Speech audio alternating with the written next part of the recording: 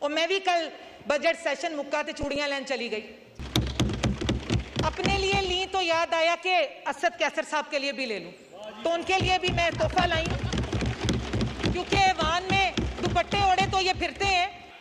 By election Daska का तो इनको याद होगा, वो अपने जोरे बाजुओं पे जो इनका हशर करके अल्लाह के फजल के करम के साथ और डस्का की अवाम के वोट की ताकत के साथ मैं यहाँ आई थी। इनको तकलीफ किस चीज की है कि पंजाब तरक्की कर रहा है, पाकिस्तान तरक्की कर रहा है। सैयदा नौशीन इफ्तिखार साहिबा। बिस्मिल्लाहिर्रहमानिर्रहीम। शुक्रिया जनाब स्पीकर। बजट 24-25 बहुत ही सेंसिटिव और सीरियस नेचर की स्पीचेस जो हम एक्सपेक्ट कर रहे थे, और मेरी भी यही कोशिश होगी कि बड़ी मुहज़्ज़ब और पढ़ी लिखी तकरीर मैं भी बजट के ऊपर करूं। लेकिन कहना ये चाहूँगी और बड़े अफसोस से कहना चाहूँगी कि कल की तकारीर जो अपोजिशन बेंचेस से हुई, उनसे तो ये पता लगता है कि ये वाहन एक सर्कस की तरह है जो पिछले 3 महीने से बंदरों का तमाशा देख रहा है, जहाँ पे इनको लगता है कि इस 25 करोड़ अवाम को चुटकुलों की, लतीफ़ों की और तमाशों की ज़रूरत है। लेकिन ऐसा हरगिज़ नहीं है। हमारी एज अ गवर्नमेंट हम पे बहुत बड़ी जिम्मेदारी है। गुर्बत, जो लोग हमारी यूथ नौकरियों के लिए जो धक्के खा रही थी पिछले 4-5 साल, इनकी बदौलत हमने उनसे वादे किए हैं, और इंशाल्लाह as a government, as PD हम ये कोशिश करेंगे कि अपने वादों को तकमील तक पहुँचाएँ। बात करूंगी मैं कल जो हमारे साबका स्पीकर साहब असद कैसर साहब ने बात की चूड़ियों की। हॉट टॉपिक है जी, करनी भी चाहिए। और मैं भी कल बजट सेशन मुक्का ते चूड़ियां लेन चली गई। 3 साल पाइयां नहीं सन। अपने लिए ली तो याद आया कि असद कैसर साहब के लिए भी ले लूं, तो उनके लिए भी मैं तोहफा लाई, क्योंकि ऐवान में दुपट्टे ओढ़े तो ये फिरते हैं, लेकिन इन्होंने कल चूड़ियां की तशबीह की औरत की कमजोरी के साथ। तो मुख्तसरन कहना चाहूंगी कि ये जो हाथ चूड़ियां पहनते हैं, बाय इलेक्शन डस्का का तो इनको याद होगा। वो अपने जोरे बाजुओं पे जो इनका हशर करके अल्लाह के फजल के करम के साथ और डस्का की अवाम के वोट की ताकत के साथ मैं यहाँ आई थी, इनके 14 तबक रोशन करके आई। इनकी तकरीरों से जो ये करते हैं फॉर्म 45 और 47 की, कभी लगता है कि गैरत शायद रूह अफ़ज़ा में घोल के पी गए हैं।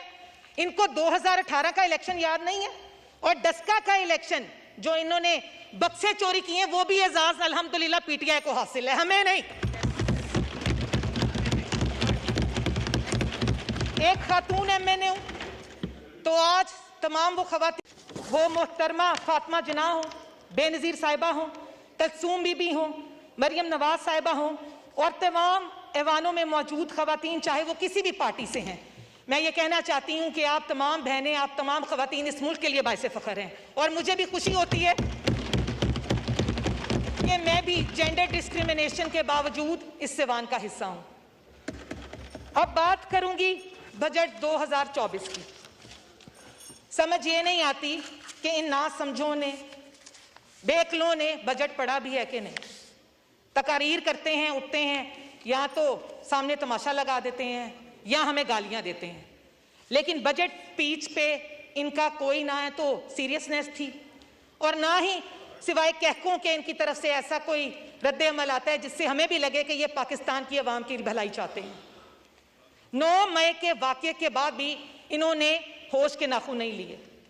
इनको तकलीफ किस चीज़ की है कि पंजाब तरक्की कर रहा है, पाकिस्तान तरक्की कर रहा है।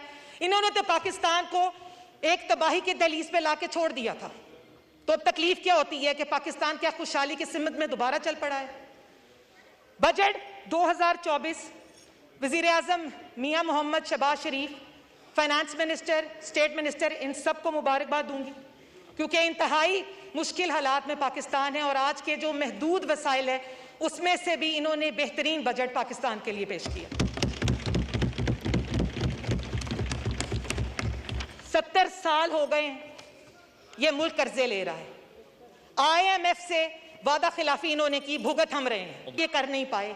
कोई इनसे एक इनका प्लान पूछ लें, प्रोजेक्ट पूछ लें, ये जवाब नहीं दे पाते। पंजाब में सस्ती रोटी भी की गई है, क्लिनिक्स ऑन व्हील्स भी चलाए गए हैं, उसका कर्जा भी कम किया गया। एक बुजदार था और एक इमरान खान।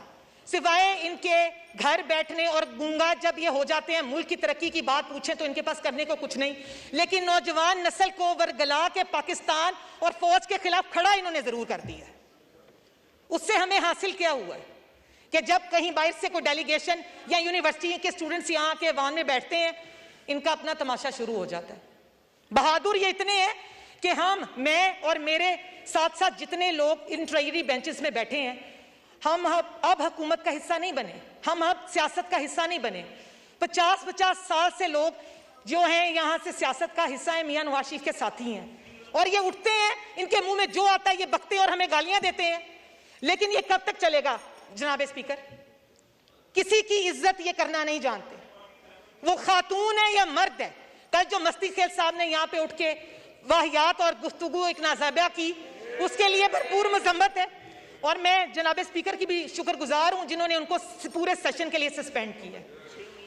अब बात यह है जनाब स्पीकर कि हमें सिर्फ इस मुल्क का सोचना है, इस 25 करोड़ अवाम का सोचना है, इसमें रहने वाले उन गुरबा का सोचना है, उन खवातीन का सोचना है, उन माजूरों का सोचना है जो कि हमसे उम्मीदें लगाए बैठे हैं। और मुझे पूरी उम्मीद है कि मियां मोहम्मद शहबाज शरीफ और मरियम नवाज साहिबा कायदे पाकिस्तान मियां मोहम्मद शहबाज शरीफ की उस गाइडेंस में इंशाल्लाह वो प्लान जरूर लेके आएंगे जो कि इस मुल्क की खुशहाली का बाइस बनेंगे। आखिर में मैं कुछ अशार अपने मुस्लिम लीग नून के शेरों के लिए और कायद मियां मोहम्मद नवाज शरीफ की नजर करना चाहूंगी, क्योंकि ये फॉर्म 47 के रटू तोते हर वक्त हमें सुनाते ही रहते हैं कुछ ना कुछ। आज ये भी सुने। हजारों मर्तबा गिराया जा चुका हूं, वक्त के हाथों मुसलसल आजमाया जा चुका हूं, जिसके लिए भी रास्ते खोले थे मैंने, लोटों की बात कर रही हूं, हर उस शख्स के रास्ते से हटाया जा चुका हूं। और आलम कुछ यूं हुआ मेरे फना होके फिर से उठने का, ये मैं अपनी पार्टी से चाहूंगी जरा सुन लें गौर से आप भी। और आलम कुछ यूं हुआ मेरे फना होके फिर से उठने का, के बाद हर सिकंदर के लाया जा चुका हूं। शुक्रिया जनाब स्पीकर। शुक्रिया।